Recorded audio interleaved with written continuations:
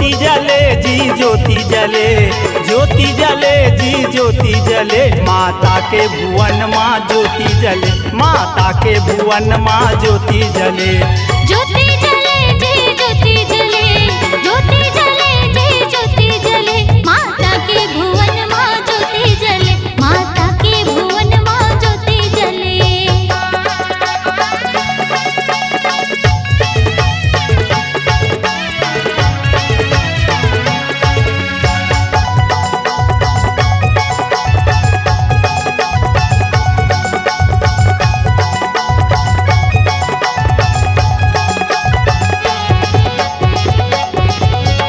आमा पान के तोरण पताका सुंदर मैहा सजाए हों, किसान घर के गेहूँ लाने बिरही मैहा फिलोए हों।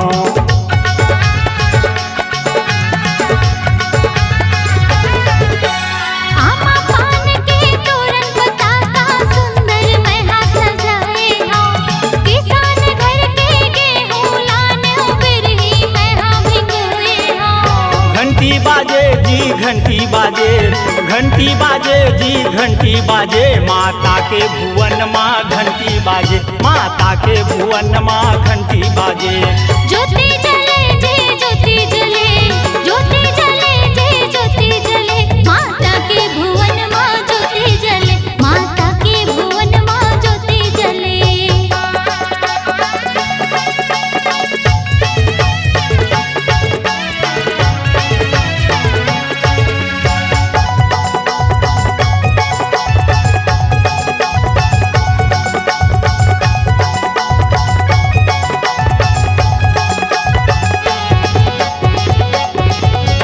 कुम्हरा घर के कलसा लाने तेली घर के तेल ओ, छिपिया घर के बाती लाने बरत हवे जग जोत ओ।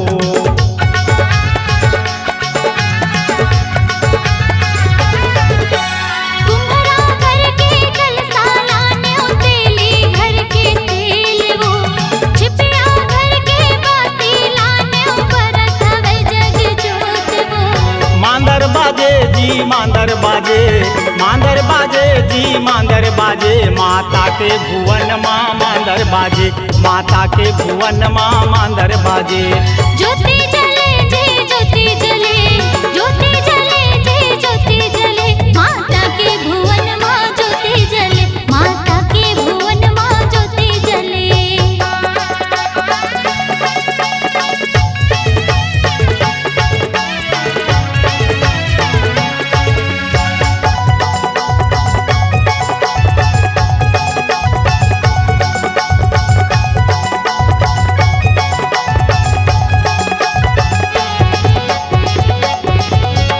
पोस्टा घर के साड़ी लाने लोहरा घर के त्रिशूल हो, बामन घर के चंदन लाने मालिन घर के फूल हो।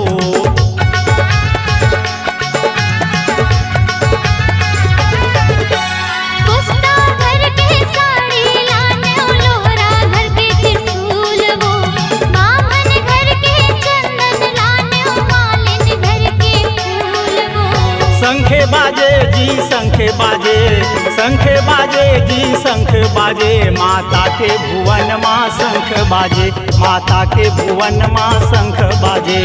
ज्योति जले जी ज्योति जले, ज्योति जले जी ज्योति जले, माता के भुवन माँ ज्योति जले, माता के भुवन माँ ज्योति जले। माता के भुवन माँ मांदर बाजे, माता के भुवन माँ शंख बाजे, माता के भुवन माँ ज्योति जले। माता